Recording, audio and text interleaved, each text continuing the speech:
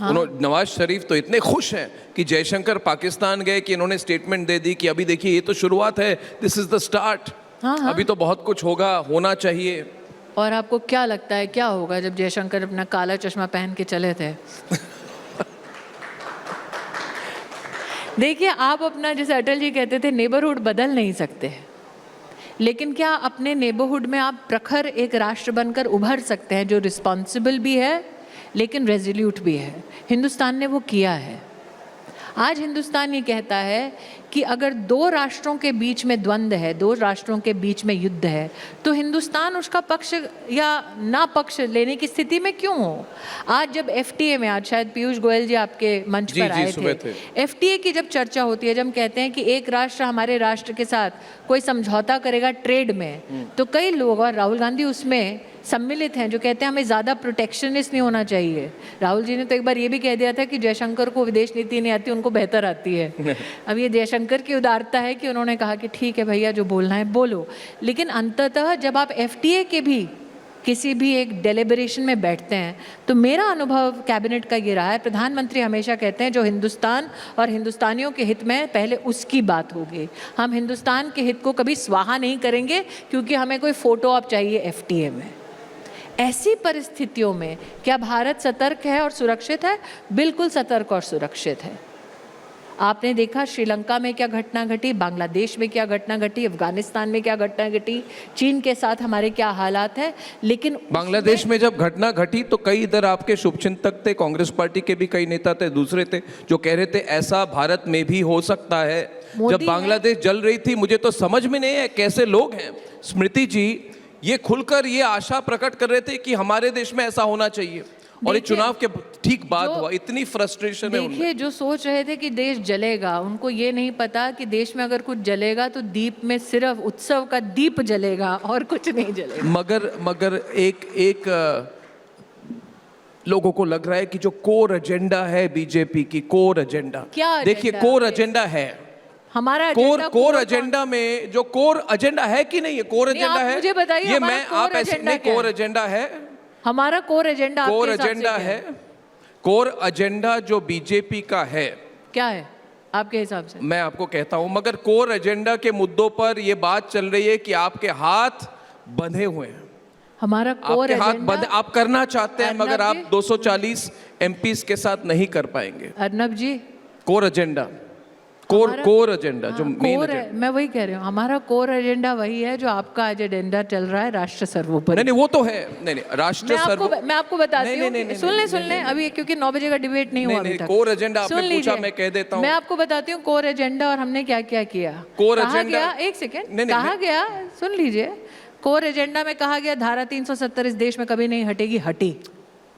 कहा गया कि धारा 370 हटने के बाद कभी भी लोकतांत्रिक तरीके से चुनाव नहीं होंगे, हुए।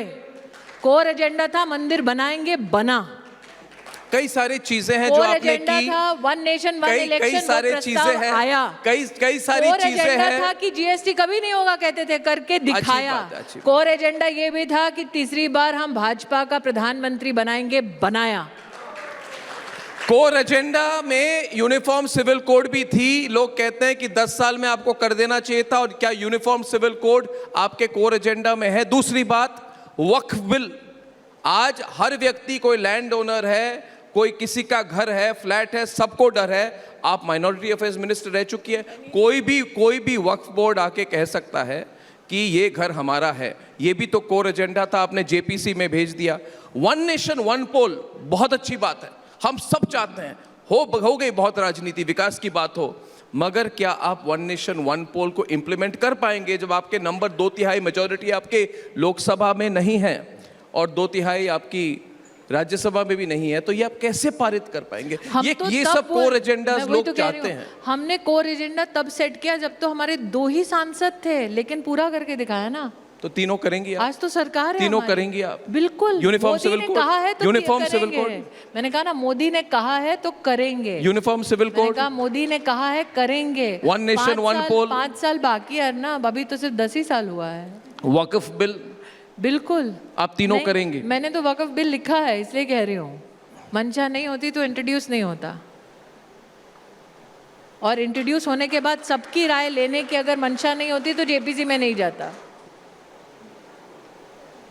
तो इसीलिए कह रही हूँ, मोदी है तो होगा, कहा है तो करेंगे। स्मृति जी, पहले, दूसरे और तीसरे कार्यकाल में आखिरी सवाल, what is the change? कोalition government तो है आपका, सबको लेके चलना होगा, अप्रोच तो बदलेगा, इसके पॉजिटिव क्या है और नेगेटिव क्या है? कोई नेगेटिव्स नहीं है। पहले कहा जाता था कि मोदी सरकार चलाना नहीं जानते, मोदी ने 5 साल की सरकार चलाई। फिर कहा खान मार्केट गैंग ने कि मोदी दूसरी बार सत्ता में नहीं आ सकता, आए। फिर कहते हैं कि मोदी संगठित सरकार नहीं चला सकते, चलाई। फिर कहा मोदी अब हरियाणा नहीं जीत सकते, जीत गए। तो मोदी हर दिन एक नए अग्नि परीक्षा से गुजरते हैं और हर दिन पाक साफ उस परीक्षा से निकलते हैं। हमारे देश के इतिहास में पहली बार कोई नॉन कांग्रेसी तीसरी बार प्रधानमंत्री बना है।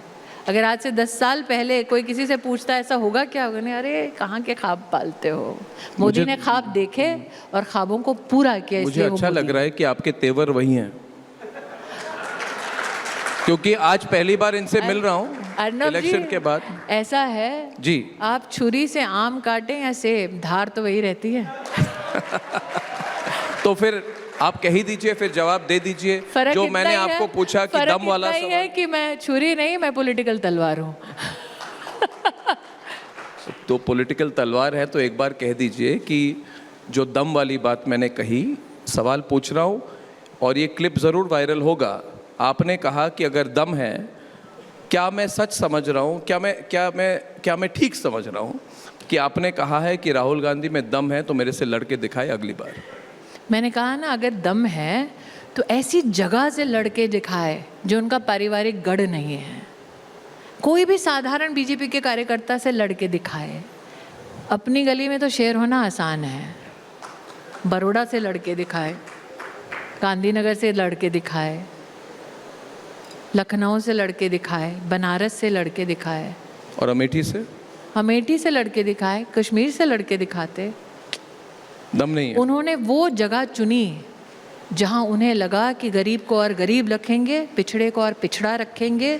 उनकी मजबूरी पर उन्होंने अपना पॉलिटिकल महल बनाया। ये उनकी हकीकत है, इससे वो कभी मुंह नहीं फेर सकते। जी, स्मृति ईरानी जी, आज बहुत मज़ा आया आपसे बात करके।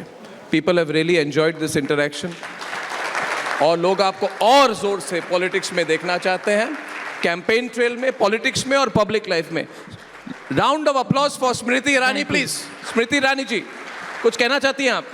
मैं इतना ही कहूँगी हाँ कि अर्नब जी, आज मुझे जिस बात का सबसे बड़ा दुख है, और मैं दुख सार्वजनिक कहती हूँ, मेरे देश की मीडिया प्रणाली पर एक विदेशी ताकत ने सार्वजनिक प्रहार किया है। प्रधानमंत्री सरकार ने अपना रुख बता दिया, विपक्ष लेकिन चुप है। उन्होंने आज तक मेरे लोकतंत्र में, मेरे इलेक्शन कमीशन को, देश की अर्थव्यवस्था को, देश की जुडिशरी को कटघरे में करा। जी, the fourth pillar, the fourth state is under attack and the opposition is silent about it. उस पर मैं कुछ कहूँ? बोलिए। अगर आप उस रिपोर्ट को पढ़े, ये कनाडा की सरकारी रिपोर्ट है, फॉरेन इंटरफियरेंस। उन्होंने वहाँ पे 6 बार रिपब्लिक नेटवर्क का नाम लिया है और बड़ी बात यह है, उन्होंने ये माना है वहाँ पे कि हमारी जितनी नेटवर्क है, CBC, CBS, पता नहीं कितने कनाडा के ब्रॉडकास्टिंग कॉरपोरेशन है, वो कह रहे हैं हम इतने छोटे हैं और भारत का एक ऐसा नेटवर्क है, हम सब लोग मिल जाएं फिर भी उससे छोटे हैं। तो मैं भी कहूँगा उनमें दम नहीं है हमारे खिलाफ बोलने के लिए। धन्यवाद। इतना ही कहूँगी that you have done the Republic of India proud. Thank you. That the Republic resonates. Thank you, Smriti ji. It's a pleasure to talk to you. बड़ा मजा आया. Thank you very much. Beautiful session. Thank you.